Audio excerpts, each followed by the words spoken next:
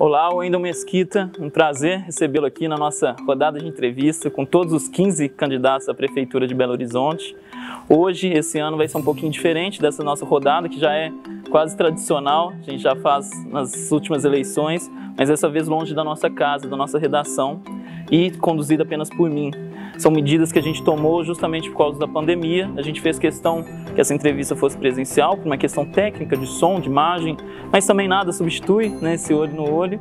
E o lugar seguro para que a gente fizesse essas entrevistas sem colocar a saúde de risco, saúde de ninguém em risco, era aqui, no auditório da Faculdade Pitágoras. Um prazer recebê-lo aqui. O prazer é meu, Thiago. Cumprimento todos do portal BHZ, toda a equipe técnica, diretoria e todos aqueles que estão assistindo a nossa entrevista.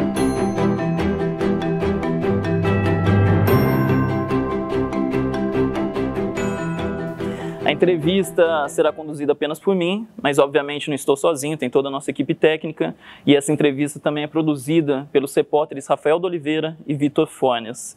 A entrevista ela vai ser dividida mais ou menos numa primeira parte temática, propositiva, para você falar das suas propostas, planos de governo, e uma outra mais sobre você, sua candidatura, política, enfim. Vamos lá? Vamos começar? Então vamos começar com economia. Não tem como falar, né, dessa pandemia sem falar do impacto, forte impacto que ela causou nos comerciantes principalmente. Foi assunto dos últimos meses e ainda, pelo jeito, vai ser assunto para os próximos meses, quiçá anos. Caso eleito, candidato, o que você vai fazer para ajudar principalmente os comerciantes, mas também a reativar, reaquecer a economia de BH? Olha, Thiago, nós temos muitas propostas, mas aqui eu vou levantar as principais. Nós precisamos ajudar esse comércio. Eu tenho visitado muitos polos, como Barro Preto, estarei em breve também na Silviano Brandão, que é um polo moveleiro, e tenho conversado com os comerciantes em todas as regiões de Belo Horizonte. E o que a gente tem percebido é que esse impacto causado aí, né, mais de 12 mil empresas fecharam, o que a gente vê é aluga-se para todo lado de Belo Horizonte, isso poderia ter sido minimizado. Sabe por quê? O orçamento da prefeitura, parece mentira, mas ele cresceu 13%.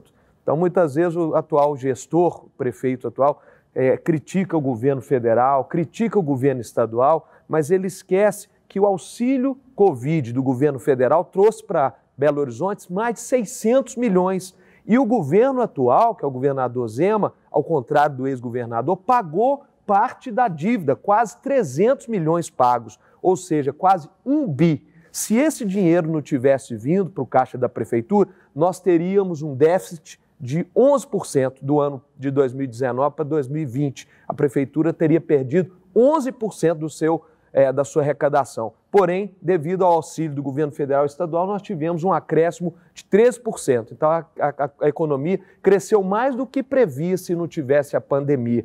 Então, a prefeitura tinha que ter incentivado esse comerciante. Agora nós já perdemos uma etapa importante, os critérios ali se perderam, abrir o Shopping Oiapoque em plena pandemia e deixar os outros comerciantes fechados, isso foi uma loucura, isso foi uma quebra de confiança com a sociedade belo-horizontina. E a nossa proposta ela é muito simples, é exonerar, é buscar aí o incentivo do IPTU. Mas e o Caixa? O Caixa nós estamos estudando, a prefeitura, como eu disse, cresceu 13% do orçamento, tem o recurso, você tem que cortar no supérfluo. Então, nós temos que isentar o IPTU desses comerciantes para que eles possam voltar, aqueles que fecharam, e os que estão abertos, eles estão custando a manter o seu negócio aberto, está com dificuldade. Nós temos que exonerar parte do imposto, do imposto municipal, ISSQN, isso a gente tem que rever por segmento. Vamos pegar o segmento do Barro Preto, que é a moda, poxa, né, 40% das lojas fecharam ali, está realmente desconfigurado o comércio. Então, a gente precisa incentivar também, remodelar, revitalizar aquele lugar e precisamos dar esse fôlego para o comércio. Então, eu serei o prefeito do comerciante, pode ter certeza, porque toda família tem alguém no comércio, Thiago. É igual professor, toda casa tem um primo ou um amigo que é professor. E o comércio é a mesma coisa, nós temos, né, em todas as famílias tem um comerciante, é a vida da cidade, é o coração. Então, eu vou priorizar muito a melhoria e o reestabelecimento do comércio em Belo Horizonte. Você, inclusive, visitou o Barro Preto, né? Uma das agendas da sua campanha. Só para reforçar, Há especialistas que falam que apenas empurrar o pagamento do IPTU não é uma solução, né? Porque em algum momento o comerciante vai ter que voltar. Seria isenção completa? Pensa em algo mais? Pelo que eu entendi, a revitalização é intervenção mesmo, fazer obras, né, nos principais pontos? Esses dois pontos, né? Primeiro, a isenção total do IPTU, até que o comerciante volte a ter fôlego. Então, o ano de 2021, essa isenção ela aconteceria. Não posso prever 2022, eu estou falando de 2021, que é o primeiro ano, a gente estando na prefeitura, seria o nosso primeiro ano. Mas não teria que pagar depois, né? Não, é a isenção. A isenção, ou seja, ele não pagaria no ano de 2021. Fora também a desoneração dos impostos no ano de 2021 e uma continuidade, né? Podendo estender para os outros anos, 22, 23, essa desoneração do imposto municipal, é o que refere ao prefeito. E um outro ponto que nós vamos trabalhar fortemente é o microcrédito, assim como o governo do estado, o governo federal criaram soluções de emprestar o recurso, isso é um empréstimo, fica bem claro, emprestar o recurso quase a juros zero, né? Tem um juros pequeno aí da inflação, mas para que a gente possa também dar essa oportunidade para o comerciante se reerguer, porque falta dinheiro no mercado, o comerciante não consegue pagar suas dívidas do jeito que está. Algo rápido, porque a gente tem bastante assunto ainda para falar. A revitalização é uma intervenção? São obras? Obras. No Barro Preto a gente precisa melhorar muito. Um questionamento do comércio em geral é o número de moradores de rua. Nós temos um projeto que é o Albergue 24 horas, onde nós vamos tirar parte dessa população de rua. Vamos trabalhar para tirar todos, mas a gente sabe que é impossível tirar todo mundo da rua. Mas se a gente conseguir um percentual de 80%, a gente estima aí ter uma média de 10 a 12 mil moradores de rua, mas esse albergue 24 horas nós vamos ter ali atividade profissional, porque hoje a prefeitura só tem o albergue à noite. Ele entra para dormir, 7 horas da manhã ele é colocado para fora, não tem formação, não tem reinserção na sociedade, então isso prejudica muito também o comércio que tem ali o morador em situação de rua na marquise, na porta do seu comércio. Vamos falar um pouquinho mais sobre esse assunto. Antes, queria mais um sobre sua resposta, inclusive, o critério. Queria que você falasse um pouco sobre o critério da prefeitura de reabertura gradual, de fechamento, e qual seria o seu, né, caso eleito, para o ano que vem. A gente nem sabe se saiu da primeira onda, se vai ter segunda onda. Você acha que pode deixar isso mais claro, a questão do fechamento, da reabertura gradual? Não vai fechar de forma alguma, ou se intensificar a taxa de transmissão vai? Qual que é a sua visão hoje sobre a questão do fechamento da cidade? Olha, Tiago, a minha visão é que o critério estabelecido pela atual gestão foi errado. Foi um tempo grande que ficou ali praticamente todo o comércio fechado. Não, na minha visão, não deveria ter sido todo esse tempo, é o que causou todo esse impacto na economia, é o que eu disse, chegou um determinado momento, abriu o shopping Oiapoque e deixou a Galeria do Ouvidor, deixou as outras lojas fechadas, deixou um shopping fechado. Então, que critério é esse? Se a prefeitura fala em critério, houve uma quebra de critério. E nós precisamos ter adequados cada, vamos dizer, ramo de atuação. Vamos dar um exemplo aqui dos pequenos eventos, né? Você pode ter ali, poxa, um buffet para receber 30 pessoas, com o distanciamento, com as mesas distantes. Por que agora abre o restaurante e o bar e não pode abrir um pequeno buffet? Então, para mim, faltam esses critérios. Eu pego o exemplo do Estado, eu acho que o critério estabelecido pelo Estado foi muito mais organizado, porque ele criou ali as ondas, né, por cada segmento e foi cumprindo aquela periodicidade ali, aquele tempo estabelecido. Então, ao meu ver, o critério da prefeitura foi falho, eu teria um outro comportamento muito mais semelhante ao comportamento do Estado. Perfeito. Bom, essa entrevista, lógico, a gente apurou também com especialistas, com referências da área, e eu já vou reproduzir aqui uma pergunta sobre o tema que você já citou. Né? A gente conversou com a representante da Pastoral da Rua de BH, Maria Cristina Bove, uma das referências sobre o tema, e falou um pouco já sobre um tema que você citou aqui. Né? Com a pandemia houve um aumento significativo e acelerado, né, da população em situação de rua. Estima-se, segundo ela, um número de 9 mil pessoas, né, nessa situação. E aí eu queria só que detalhasse um pouco, que você detalhasse a pergunta dela, detalhasse qual seria a sua política para, você falou de 80%, né, me parece que fazer curso de formação, pode detalhar um pouco mais qual que seria essa sua ideia? A gente atua diretamente, eu acompanho de perto o trabalho da Pastoral de Rua da Igreja Católica, é um trabalho grandioso, mas a gente precisa ter um outro foco. A gestão ela caminhou por um caminho completamente desvirtuado aí do que precisa ser feito. Colocar pedra debaixo do viaduto não adianta. Se adiantasse, nós não teríamos um aumento substancial dos moradores em situação de rua. O que nós precisamos fazer é mudar essa política de assistência social da atual gestão. Colocar o morador em situação de rua dentro do abrigo só de noite. Eu visitei um abrigo, Tiago, é desumano. Fica ali 30 pessoas dentro de um quarto, né, com as beliches. 7 horas da manhã toca um sino, ele é colocado para fora e fica o dia inteiro na rua. E aí a gente conversa com jovens que estão morando na rua, eles dizem, eu não vou para aquele abrigo, ali é até um polo de contaminação. É outro critério que eu não entendo, colocar 30 moradores de rua dentro de um quarto, num abrigo. Então nós vamos fazer o albergue 24 horas, onde nós vamos ter ali atividade profissional para o morador em situação de rua. Essas pessoas, muitas vezes, elas estão ali, né, por uma circunstância, ou por um vício, ou pelo um desgosto que teve com a família. Então nós temos que reerguer a autoestima dessa pessoa e nada melhor do que trazer uma formação profissional para ela e reinseri-la no mercado de trabalho. Então nós vamos criar um programa de incentivo, assim como acontece nas cadeias, no sistema prisional, nós temos algumas unidades em que a nossa população carcerária, ela trabalha, ela gera renda para a família que está do lado de fora. Então esse morador, quando ele volta a gerar renda e a gente incentiva algumas empresas a contratar essa pessoa que estava ali numa situação de vulnerabilidade, a gente coloca novamente a onda da sociedade de volta no seu lugar e a gente tira essa pessoa que está ali em situação de rua, que eu tenho certeza que ele não gostaria de estar ali, grande parte deles não gostaria de estar ali na rua. Educação, deputado, também um assunto que tem bastante pano para a manga, né? A atual gestão, encabeçada pelo Calil, foi bastante firme, foi à justiça, inclusive naquele episódio com o Colégio Militar, também foi acionado, né, na justiça por um candidato também, o Rodrigo Paiva do Novo, enfim, por um sindicato. Qual que é a sua avaliação, né, dessa postura firme de não volta às aulas e, caso eleito, qual vai ser sua postura? Assim, lógico, são projeções, né? A gente ainda está um pouco nessa incerteza, ou muito nessa incerteza aí causada pela pandemia. Mas queria uma avaliação sua dessa postura e uma que vai ser a sua, caso eleito. Eu vejo que naquele primeiro momento a prefeitura acertou, né, no momento em que decidiu paralisar as aulas e estendeu por um período maior, diferentemente do comércio. Dentro da sala de aula é uma situação de ainda mais vulnerabilidade na transmissão do vírus. Mas chegou o momento que nós precisamos, né, colocar o dedo na ferida e estabelecer critérios de forma bem estabelecida. Vamos dizer, não pode voltar ali de forma reduzida, um horário reduzido. Então tem muitas coisas que nós podemos discutir. A minha opinião é que agora a gente precisa já reestabelecer esse retorno.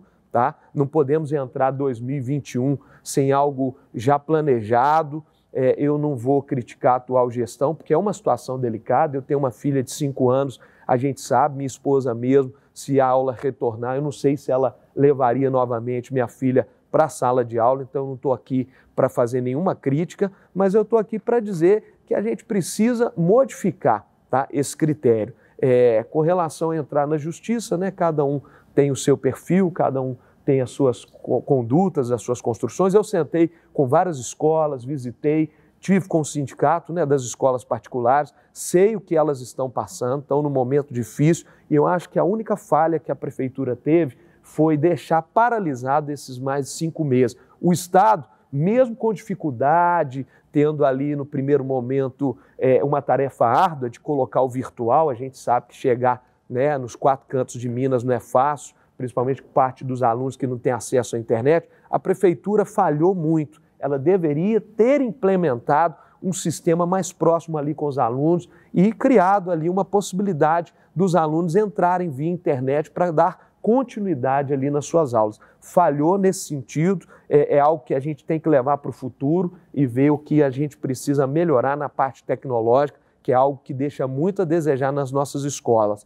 Mas nós vamos tratar isso conversando, dialogando. Eu não posso criar da minha cabeça um programa volta ou não volta. Eu tenho que ouvir a rede municipal, eu tenho que ouvir os professores, eu tenho que ouvir os pais. É por isso que eu falo, a minha característica sempre foi de dialogar, Porque conversando, dialogando, você encontra um denominador comum. Qual é o caminho melhor do que você decidir por si mesmo.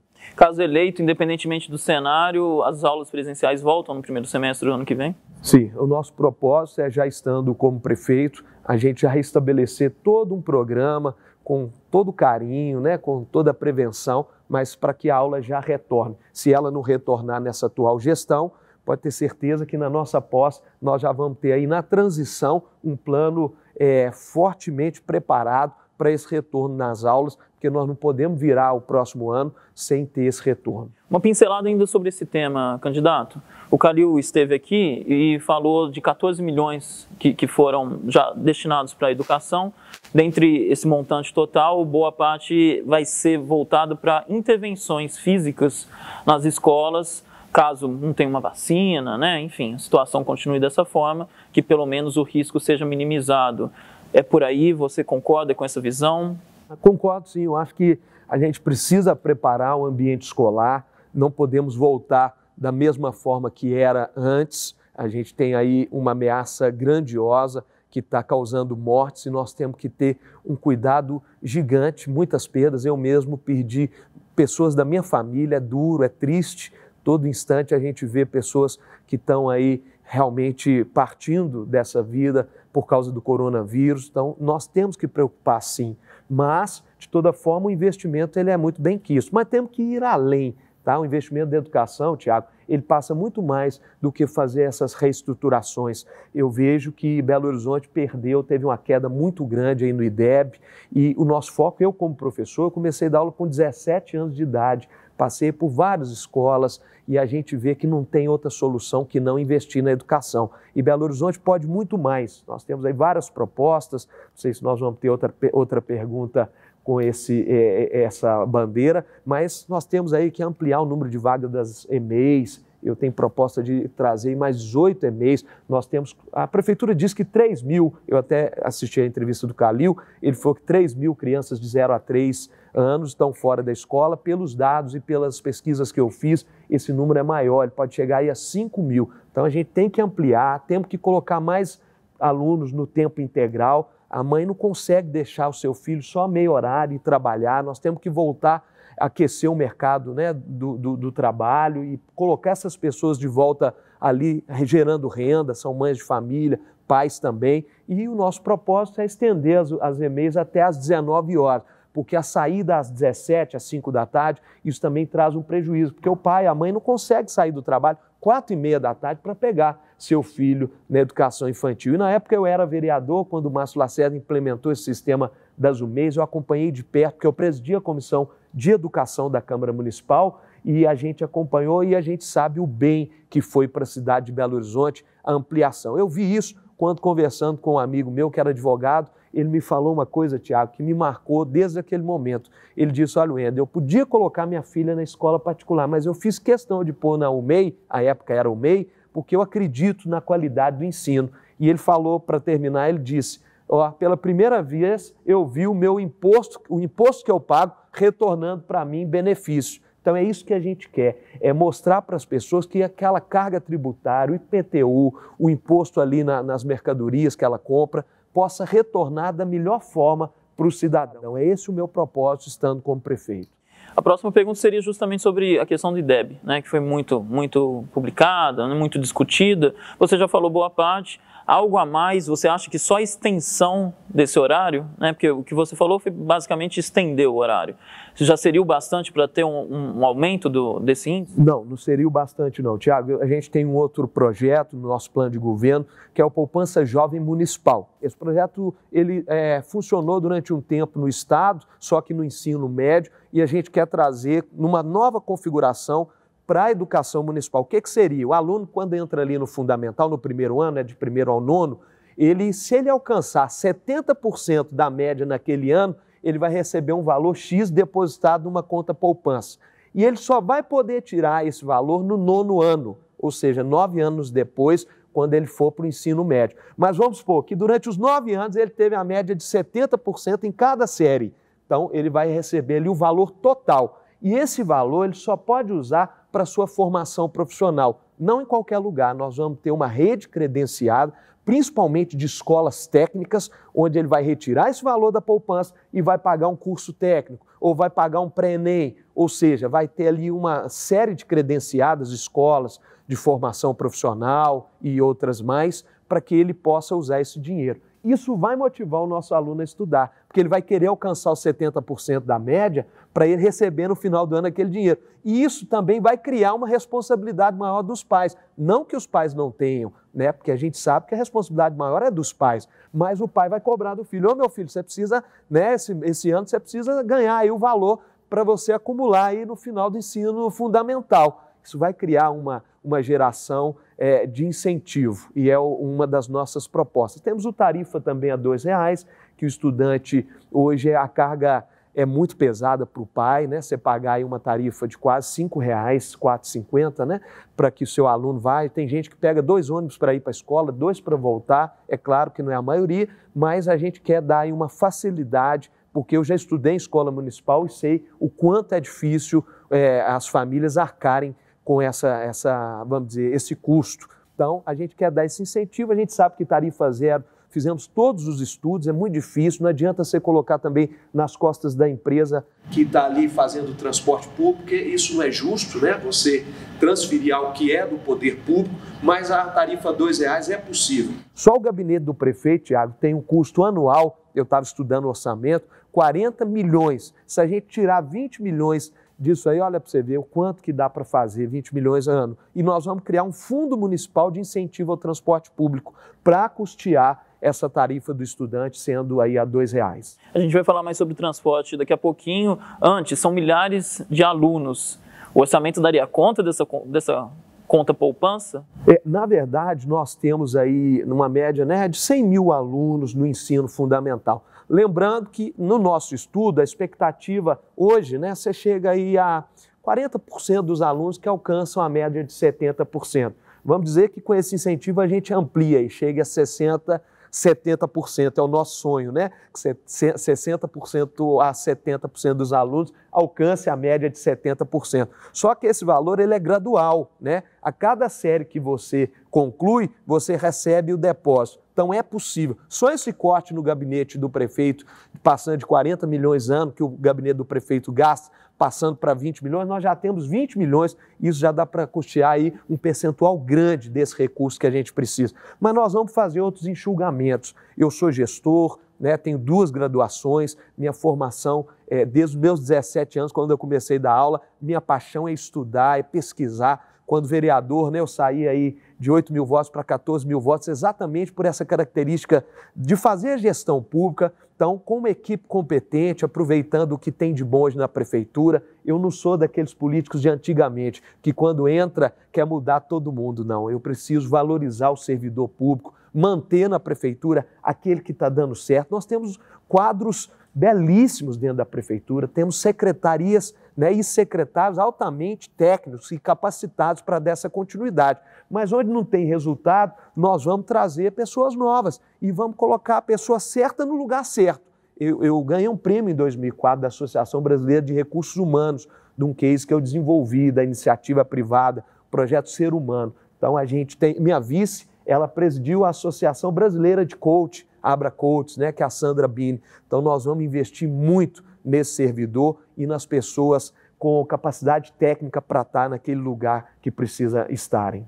Vamos pular para transporte. Eu queria falar justamente sobre esse ponto dos R$2. Foi muito falado durante a pandemia, a qualidade do transporte, o cumprimento do contrato ou não, o pagamento de multas. Os R$2 seriam possível, você chegou a dar uma pincelada, mas seriam possível com o atual contrato, com a atual conjuntura, hoje, sem ter que deixar a passagem mais cara, onerar para os outros usuários do transporte?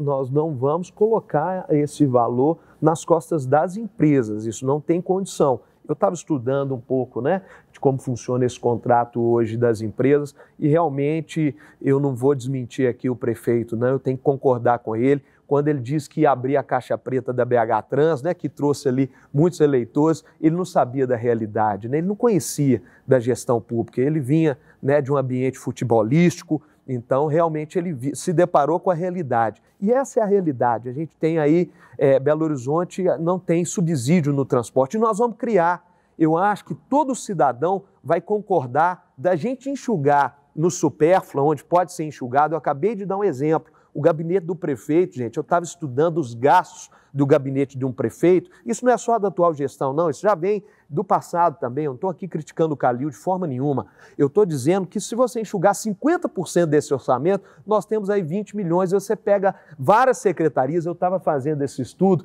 dá para você enxugar milhões dentro de cada secretaria. E é isso que nós vamos fazer.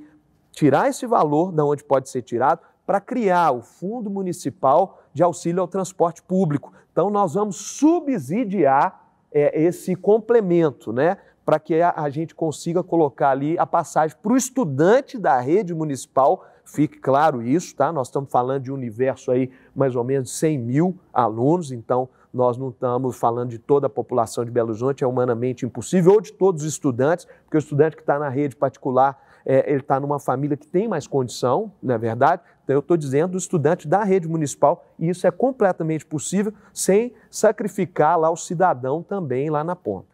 O Calil falou que não tem solução o transporte público. Foi muito batido na pandemia, né? Assim, a cidade fechada, ficou fechada durante um período e os trabalhadores obrigados a ficar ali naquela aglomeração.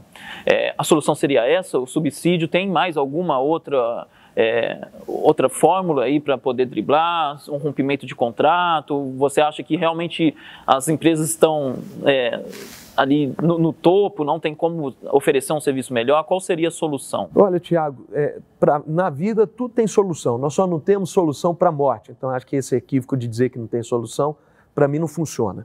Nós temos que encontrar uma solução, mas com diálogo, né? Não é fazendo aqui bravatarias, dizendo que eu vou abrir a caixa preta, eu vou fazer, eu vou acontecer. Não, é sentar e dialogar. O que é possível fazer? Aí eu cito um exemplo positivo do Calil. Ele conseguiu colocar ar-condicionados em parte da frota. Palmas para ele. É isso que nós vamos fazer. Nós vamos pegar, sentar com as empresas, né? Pegar todos os contratos já avaliados. Foi contratada uma auditoria. Eu já estou estudando o que eu tenho acesso, porque muitas coisas a gente não tem acesso, porque não está disponível ali no portal, mas nós vamos estudar, trazer uma equipe competente, né? Está ali o Célio, que é o presidente da BH Trans, é uma pessoa de extrema qualidade, é uma pessoa que eu não tiraria da BH Trans, eu deixaria o Célio lá, porque ele é competente, é professor, meu amigo, então, né, uma pessoa que a gente sabe que tem conhecimento, é correto. Então, isso é fazer diferença, é estudar, tem possibilidade sim, nós precisamos ampliar o número de linhas. Eu conheço cada canto de Belo Horizonte, eu vou pegar um exemplo lá da região noroeste, Jardim Alvorada, que é um bairro ali, né, tem uma linha, mal atende, né? Você pega ali, lá no Granja de Freitas, né, na região leste de Belo Horizonte, poxa, tem a nossa terceira idade que não consegue ter um acesso digno, tá? E falando de terceira idade, nosso plano é ampliar mais 2 vagas em cada ônibus. Isso é possível para a terceira idade. É desumano, gente. O número de vagas que hoje tem é insuficiente. A população de Belo Horizonte está envelhecendo. A pirâmide está invertendo, Tiago. Então a gente precisa, mas pé no chão. São 2 vagas em cada ônibus. Então nós vamos sentar com as empresas e vamos ver onde pode reduzir. Outra questão que está no nosso plano de governo é a volta do trocador. É humanamente impossível, nós estamos tendo um adoecimento dos motoristas de ônibus e a população está pagando um preço que não deveria pagar. Na época que eu estava como vereador, eu bati nesse projeto de lei, eu era a favor de dar continuidade ao trocador e isso foi notório, e está para toda a sociedade ver que não funcionou tirar o trocador de ônibus. Então nós vamos voltar, isso será uma exigência para as empresas de ônibus, porque eles já tinham esse trocador. Então isso vai ser uma exigência, nós não vamos subsidiar a volta do trocador, mas outras questões nós vamos dialogar e vamos conversar para encontrar um caminho comum. Existe uma caixa preta do BH Trans, candidato? Vamos dizer, foi uma criação naquele período de campanha, né, para vender a imagem ali para o cidadão. Não tem caixa preta nenhuma. Ali o gestor, o prefeito, ele tem acesso a todas as informações. Então eu não vou aqui, né, criar uma cultura, vamos dizer assim, né, sensacionalista. Caixa preta está lá, são as informações que o gestor tem acesso, o prefeito que não tem a informação, né, as suas secretarias, as suas empresas públicas, ele pode desistir de governar, ele tem que ter acesso e o gestor que está ali à frente de cada pasta tem que dar todas as informações para o prefeito. Ele, junto com o seu secretariado, tem que decidir, as minhas decisões serão em diálogo, em construção, mas para atender o cidadão. Nós vamos pensar sempre no cidadão que está lá na ponta. O que eu posso fazer para reduzir ou o que eu posso fazer para melhorar o dia a dia do cidadão? E não tem como, tem que melhorar o transporte. Nosso transporte ainda é muito ruim e nós vamos trabalhar para isso, Tiago. Tempo voa, deputado, mas ainda queremos falar sobre algumas áreas, né, alguns temas de saúde. Uma questão, sempre foi uma questão na prefeitura, o tempo de espera, né, para determinadas consultas. A gente ainda está no meio de uma pandemia, não acabou e nem há uma previsão de término dessa pandemia. Tem como melhorar, diminuir esse tempo de espera, mesmo nessa situação, nesse cenário? Tiago, tem sim. Eu acho que hoje falta um incentivo, né? A gente retornar com aquele brilho dos olhos de grande parte dos nossos servidores que estão deixados de lado, né? Que foram aí desvalorizados no andar da carruagem do poder público. Eu vou dar um exemplo. Lá no Hospital da Baleia, nós temos lá um médico, o Maurício, temos outros também lá, que eles fazem um mutirão. Então, chega num final de semana que eles fazem dezenas de cirurgias para diminuir o impacto da fila de espera. Então é isso que nós queremos fazer na nossa saúde municipal, fazer os mutirões de saúde para a gente minimizar. Olha, agora na pandemia, as filas completamente ampliadas, aumentou o número de espera. Então, isso não pode acontecer, nós temos que atuar fortemente, né? A gente tinha aí na gestão passada do Márcio Lacerda as PPPs para melhorar o dia a dia das unidades dos centros de saúde. Nós vamos fazer, nós vamos melhorar. Tem lugares aí que a unidade do centro de saúde é precária, não dá uma condição. As UPAs, pega a UPA, eu visito as UPAs, como vereador eu visitei praticamente todas as unidades, é desumano. Você tem lugar aí que é inacreditável o que acontece. E nós temos também um projeto chamado Hospital para Todos. Foi o que o Dória fez em São Paulo. A gente tem que buscar em todos os governos, tem algo positivo para que a gente possa se inspirar. E ali ele fez um convênio no período noturno e de madrugada para que a rede particular também atendesse os moradores de São Paulo. E nós vamos fazer com Belo Horizonte, sem tirar dinheiro de caixa, Tiago. Eu estava fazendo um estudo, só o Hospital Belo Horizonte deve para a prefeitura 40 milhões. E por aí vai. São vários outros hospitais da rede particular que não conseguem hoje pagar os impostos. Por que não transformar essa dívida que está lá, que até hoje não foi paga, em serviço prestado para a sociedade? Então nós vamos criar o projeto Hospital para Todos, mas nós não vamos esquecer da rede SUS, porque é melhor criar esse convênio, não me dá ali a capacidade de deixar a rede SUS de lado, não. Nós vamos atuar fortemente em cada unidade da cidade, fazendo o que dá para fazer. O Calil, que prometeu muito nesse sentido da saúde, quando você pega o orçamento, você pega da gestão passada, né, do ano passado para esse ano, o percentual de recurso gasto na saúde não aumentou 2%. Então, peraí, que prioridade que é essa? Nós precisamos cortar em algum lugar para atuar mais na saúde. Só o governo federal mandou aí 600 milhões. Candidato, vou tentar dar uma acelerada. Ainda sobre saúde de forma objetiva, o Calil disse sobre a UPA Norte, teve muita reclamação, inclusive agressão contra os trabalhadores, ele disse que é assim mesmo, falta de estrutura. Queria saber, é assim mesmo a questão da UPA Norte? E outra, de forma objetiva, a inauguração, né, da maternidade leonina Leonor Ribeiro, ele descartou, foi uma promessa em 2016, ele descartou, você também descarta?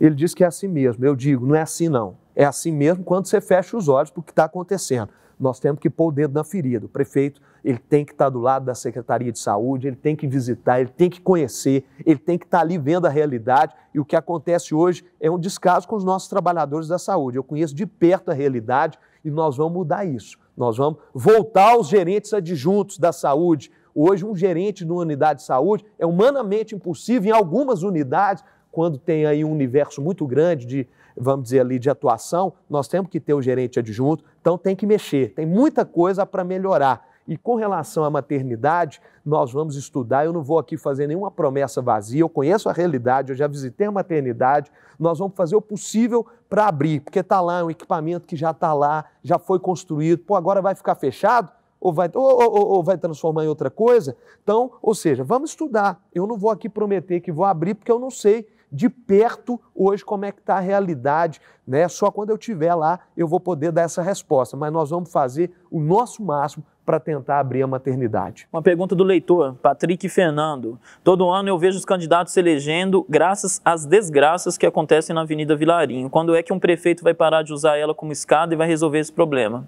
Ele vai parar de usar quando escada quando a gente colocar o dedo na ferida, Tiago. eu criei um movimento, antes de ser vereador em Belo Horizonte, chamado BH contra as enchentes, tá? BH sem enchentes, na verdade. E nós fizemos um estudo. Eu apresentei agora, né, no nosso plano de governo, 5 pontos de atuação em Belo Horizonte. Então, nós temos que no primeiro ano fazer projetos, onde ainda não tem projetos para melhorar, e no segundo ano de mandato a gente buscar o recurso. Não adianta, a prefeitura não tem caixa para grandes obras. Esse ano aí foi 1 bilhão e alguns milhões para destinação para grandes obras em Belo Horizonte. Então, nós temos que buscar recurso federal e também financiamento internacional. Quando o Calil mandou para a Câmara um projeto de empréstimo de 800 milhões, eu coloquei uma emenda para criar a obrigatoriedade de 100 milhões ser para enchente. Naquela época o Calil não aprovou, nós passamos na Câmara e ele derrubou, ele vetou. Então, isso não pode, nós temos que pôr o dedo na ferida e pode ter certeza, eu convivi de perto com a enchente, porque o bairro que eu morava,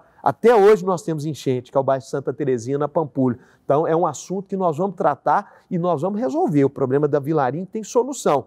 Eu vi o atual projeto da prefeitura, tem falhas gritantes. Eu reuni um grupo de engenheiros, então nós temos que modificar algumas coisas, porque não adianta também você fazer um projeto, gastar milhões ou até bilhões e de repente na chuva volta a ter ali novamente o derramamento de água e a tragédia acontecer de novo. De forma bem objetiva, Wendel, por gentileza, a Guarda Municipal continua armando, vai continuar o aumento de guardas armados? Sim, completamente, ampliar o efetivo, sou a favor do armamento da Guarda e nós vamos incentivar muito a Guarda Municipal. Perfeito. Seu plano de governo, você propõe o aprimoramento do transporte por aplicativos e isso inclui limitar o número de carros por aplicativo. Só para finalizar, justamente pelo impacto da pandemia, virou também uma forma ali de sustento ou de entrada de dinheiro de muitos belo-horizontinos.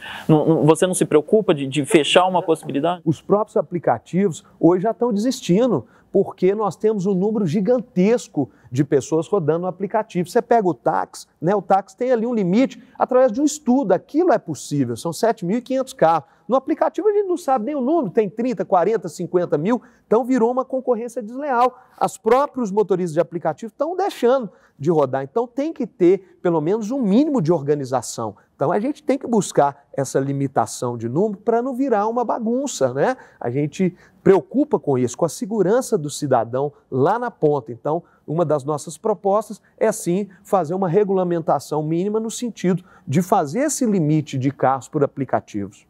A que passou na Câmara não atende, tem falhas na sua avaliação? Na verdade, passou a legislação na Câmara, eu acompanhei de perto que desde 2013 eu trato desse assunto.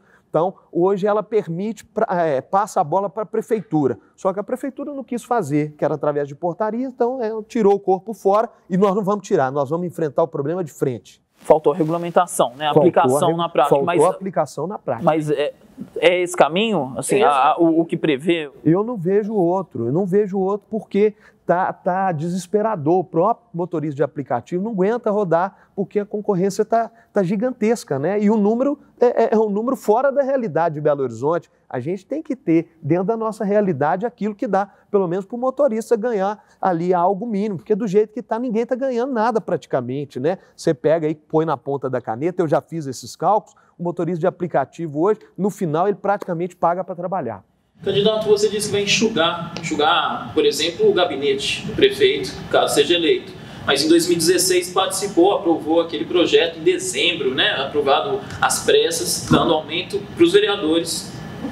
Você Sim. Era um deles. Como convencer o seu eleitor que dessa vez vai ser diferente? Esse projeto nem foi de aumento, né? Só para as pessoas ficarem bem cientes de como funciona a legislação. Na Câmara Municipal, na Assembleia, você fica ali 4 anos sem ter nenhum reajuste. E naquele período tinha vários projetos, né, de reajustes gigantescos. Eu optei por reajuste mínimo, que na época foi de 6%, se eu não me engano, 6% para os 4 anos, né? Então não foi aumento de salário. E naquele período, né, eu votei porque eu não sou demagogo, eu não faço demagogia. E naquele instante, aquele percentual que teve de aumento, eu fiz uma doação até para as creches de Belo Horizonte.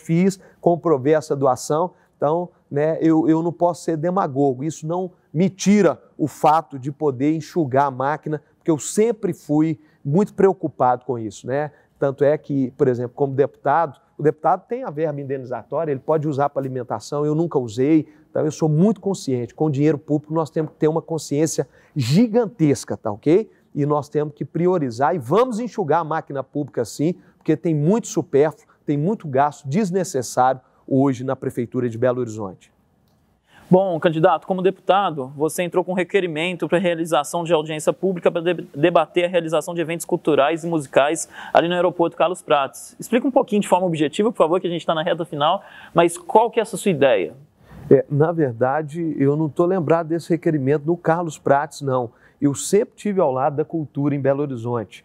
Desde a época de vereador, sou a favor dos grandes eventos em Belo Horizonte. Temos um projeto para criar o espaço de eventos lá na Avenida Professor Clóvis Salgado, que é um terreno da Prefeitura, e nós vamos incentivar o turismo, nós vamos incentivar a cultura. Eu presidi a Comissão de Cultura na Câmara, fizemos uma reestruturação da Lei Municipal de Incentivo à Cultura e nós vamos levar a cultura principalmente para a periferia de Belo Horizonte, descentralizando. Hoje nós temos equipamentos que são os chamados centros culturais em todas as regiões de Belo Horizonte e nós precisamos dotar de orçamento, ter ali um recurso, vamos criar a escola de artes da Prefeitura para levar o ensino do teatro, para levar o ensino do balé nas periferias, porque é triste a gente ver ali alunos de famílias simples não terem acesso à cultura. E nós vamos valorizar os artistas que estão aí produzindo cultura. É certo, tudo bem que a Prefeitura incentiva o Grupo Galpão, incentiva o Grupo Corpo, mas nós precisamos incentivar os pequenos grupos, aquele artista popular, a quadrilha em Belo Horizonte, né, o congado de Belo Horizonte. Então,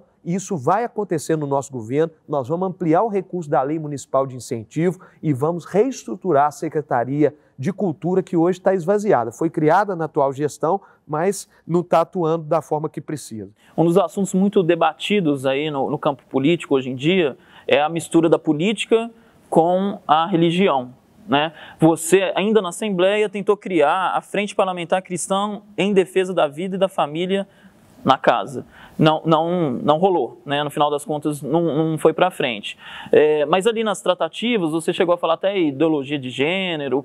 Explica um pouquinho mais, assim, não é um contramovimento de voltar a tornar o Estado laico, essa mistura não é prejudicial para a política? Qual que era a sua ideia? Tiago, nós criamos a frente. O que aconteceu foram alguns deputados do PT que saíram da frente, né? Mas a frente foi criada com mais de 30 deputados e essa frente, eu sou o seguinte na minha vida, nós não podemos perder nossos valores. Eu sou cristão, eu participo ativamente da Igreja Católica, e sou um cristão praticante, eu toco na missa até hoje, não perdi meus valores e a gente não pode deixar de lado aquilo que a gente é. Eu não vou perder nunca o valor que eu tenho, que meus pais me deram, né, que é da defesa da família, não discrimino ninguém. Já até me perguntaram, você vai acabar com alguns eventos de forma nenhuma, né? Eu acho que o Estado tem que fortalecer a todos. Isso é do cristianismo, o acolher a todos, o fazer política para todos, mas o meu princípio eu carrego ele comigo. E então nós vamos levar isso à frente, vamos trazer as igrejas, não só católicas, mas evangélicas, para participar da Prefeitura, nessa questão do morador em situação de rua.